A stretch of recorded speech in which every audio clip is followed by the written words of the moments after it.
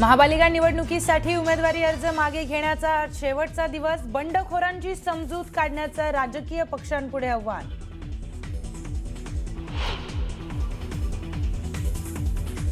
मुंबईमध्ये शिवसेनेच्या 35 पदाधिकाऱ्यांनी अपक्ष उमेदवारी अर्ज भरल्याची सूत्रांची माहिती। नाराज अपक्ष बंडखोर उमेदवारांची समजूत काढण्याचा पक्षातील वरिष्ठ नेत्यांचा प्रयत्न।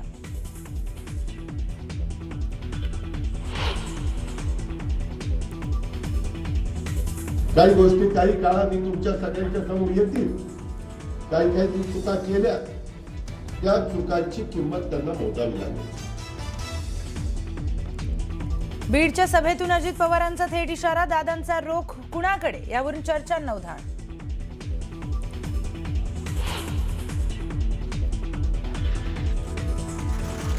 महापालिकेच्या मतदानाआधीच महायुतीनं खातं उघडलं। केडीएमसी, जळगाव, धुळे, पनवेल आणि अहिल्यानगरमध्ये शिवसेना भाजपचे 15 पेक्षा जास्त उमेदवार बिनविरोध।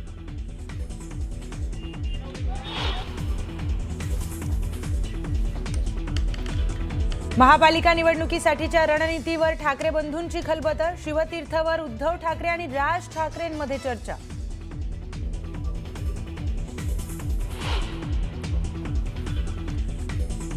अनगरमध्ये राजकारण तापलं। उज्ज्वला थिटेंची नवनिर्वाचित नगराध्यक्ष प्राजक्ता पाटलांविरोधात याचिका। शपथपत्रात त्रुटी असल्याचा आरोप।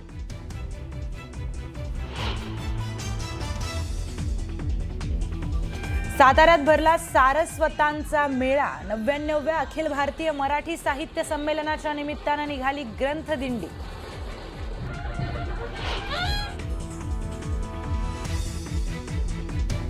येत्या 1 फेब्रुवारीपासून सिगरेट महागणार। सिगरेटवर उत्पादन शुल्क स्वतंत्रपणे लावण्यात येणार असल्याने किमती वाढणार।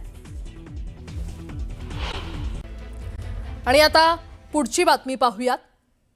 छत्रपती संभाजीनगर महानगरपालिकेसाठी ठाकरेंच्या पक्षाच्या उमेदवारांना धमक्या येत असल्याचा आरोप अंबादास दानवे यांनी केलाय। या धमक्या खपवून घेतल्या जाणार नाहीत। प्रत्येक फोनचा हिशोब मी ठेवत असून जर असे फोन करत राहिलात तर तुमची गाढवावरून मिरवणूक नाही काढली तर माझं नाव अंबादास दानवे नाही, असं म्हणत त्यांनी निवडणूक आयोगाला इशारा दिलाय।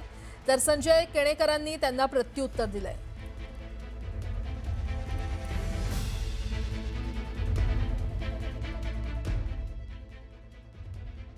सत्ताधारी पक्षाचे मंत्री शिवसैनिकांना, जे उद्धवजी बाळासाहेब ठाकरे पक्षावरून उभे आहेत, त्यांना दम देण्याचा प्रयत्न करतात, धमक्या देण्याचा प्रयत्न करतात आणि काही अधिकारी सुद्धा उमेदवारांना फोन करतात। मी एवढाच इशारा देतो की घोडा मैदान जवळ आहे, एकेकाचा हिशोब ठेवला जाईल।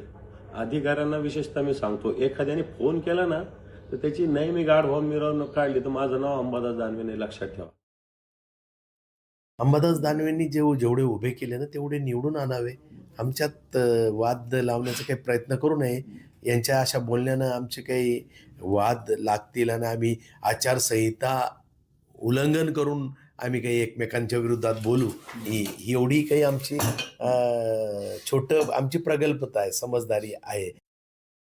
मुंबई महापालिका निवडणुकीच्या पार्श्वभूमीवर महाराष्ट्र नवनिर्माण सेनेचे अध्यक्ष राज ठाकरे यांनी पक्षाच्या उमेदवारांना आणि कार्यकर्त्यांना खास कानमंत्र दिलाय।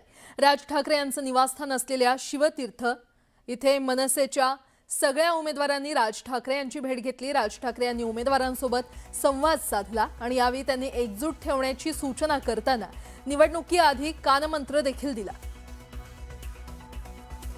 दरम्यान राज ठाकरेंनी उमेदवारांना नेमका काय कानमंत्र दिलाय आपण ते ग्राफिक्सच्या माध्यमातून पाहूया। पैशाच्या आमिषाला बळी पडू नका। आपल्याला मुंबई वाचवायची आहे। मला खूप ऑफर आल्या, सर्वांना पळवलं। मुंबई मराठी माणसाची आहे। आपल्या सर्वांसाठी ही शेवटची संधी। प्रत्येक बूथला आपले 10 लोक उभे करा। बोगस मतदान होऊ देऊ नका। बोगस मतदार सापडला तर फटकावून काढा, असा कानमंत्रच राज ठाकरे यांनी मनसैनिकांना दिलाय। अजित पवार यांनी नवीन वर्षाच्या सुरुवातीलाच बीडमध्ये जात कॉन्ट्रॅक्टरला दम भरलाय। अजित पवारांनी एक उदाहरण देत चुकीचं काम करणाऱ्यांना येणाऱ्या काळात किंमत मोजावी लागेल असं म्हटल्यानं चर्चांना उधाण आलंय। तर दुसरीकडे कॉन्ट्रॅक्टर आणि अधिकाऱ्यांना दम देत काम न केल्यास जेलमध्ये चक्की पीसिंग असं म्हणत अधिकाऱ्यांना खडेबोल सुनावले। जे चांगलं काम करतील त्याच्या पाठीवर शाबासकीची थाप टाकली पाहिजे, कौतुक केलं पाहिजे. पण जे चुकीचं काम करतील त्याला धडा शिकवला पाहिजे. काही गोष्टी काही काळाने तुमच्या सगळ्यांच्या समोर येतील.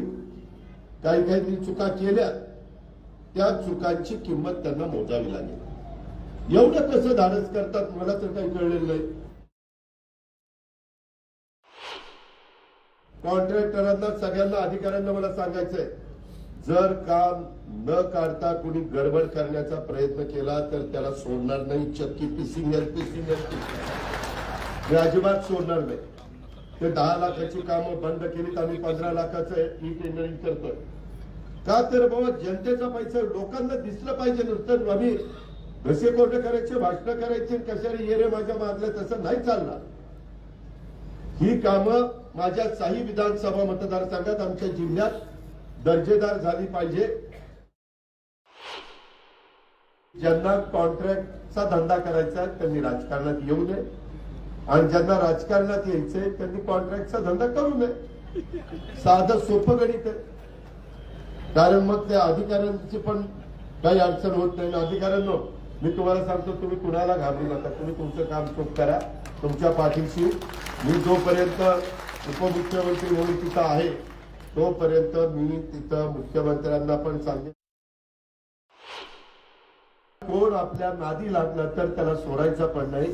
तो नियमाने वागत नसेल, तो संविधान मानत नसेल, तो कायदा मानत नसेल, तो नियम मानत नसेल, तो घटनेचे शिल्पकार डॉक्टर बाबासाहेब आंबेडकरांनी दिलेली घटनाच तो मान्य करत नसेल, हम करे सो कायदा असं जर कोणी काही करत असेल तर त्याला कायद्याचा बडगा दाखवायचा.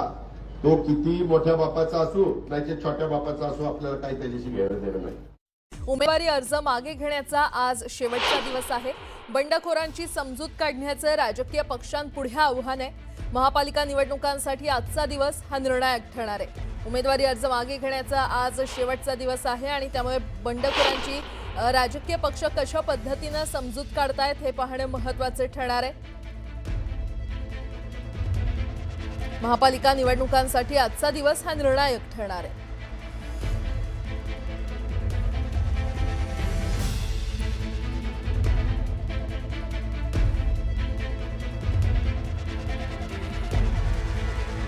तर अतिशय मोठी बातमी आपण पाहतोय. महापालिका निवडणुकीसाठी उमेदवारी अर्ज मागे घेण्याचा आज शेवटचा दिवस आहे. बंडखोरांची समजूत काढण्याचं राजकीय पक्षांपुढे आता आव्हान असणार आहे. मुंबई महापालिका निवडणुकीच्या पार्श्वभूमीवर शिवसेनेमध्ये अंतर्गत नाराजी आणि बंडखोरी उघडपणे समोर येते.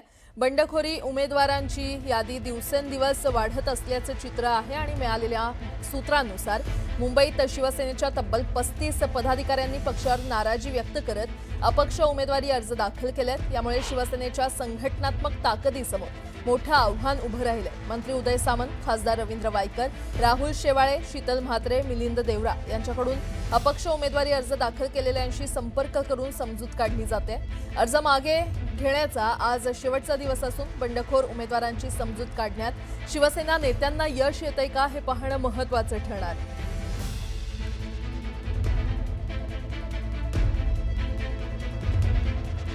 राज्यात अनेक पालिकांमध्ये भाजप आणि शिवसेनेचे अनेक नगरसेवक मतदानापूर्वीच बिनविरोध निवडून आलेले आहेत. कल्याण डोंबिवली महापालिकेत महायुतीचे तब्बल 9 जागांवर बिनविरोध विजय झालेला आहे. 5 नगरसेवक भाजपचे तर 4 नगरसेवक शिवसेनेचे बिनविरोध निवडून आलेत. पनवेलमध्ये भाजपचा 1 नगरसेवक निवडून आलाय तर धुळ्यामध्ये भाजपचे 3 नगरसेवक निवडून आलेले आहेत. जळगावात शिवसेनेचे 3, भाजपचा 1 नगरसेवक निवडून आलाय. अहिल्यानगरमध्ये राष्ट्रवादीनं खातं उघडलं असून तिथे अजित पवारांच्या राष्ट्रवादीचे 2 नगरसेवक निवडून आलेले आहेत. दरम्यान कल्याण डोंबिवलीमध्ये कोणत्या पक्षाचे किती उमेदवार बिनविरोध निवडून आलेले आहेत आपण ते पाहूया.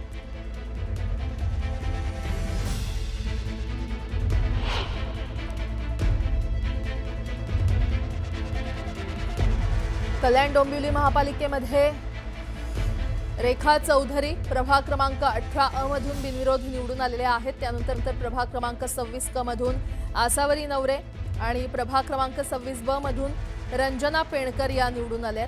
प्रभाग क्रमांक 27 मधून मंदाताई पाटील, प्रभाग क्रमांक 24 ब ज्योती पाटील, प्रभाग क्रमांक 24 मधून रमेश म्हात्रे हे बिनविरोध निवडून आले.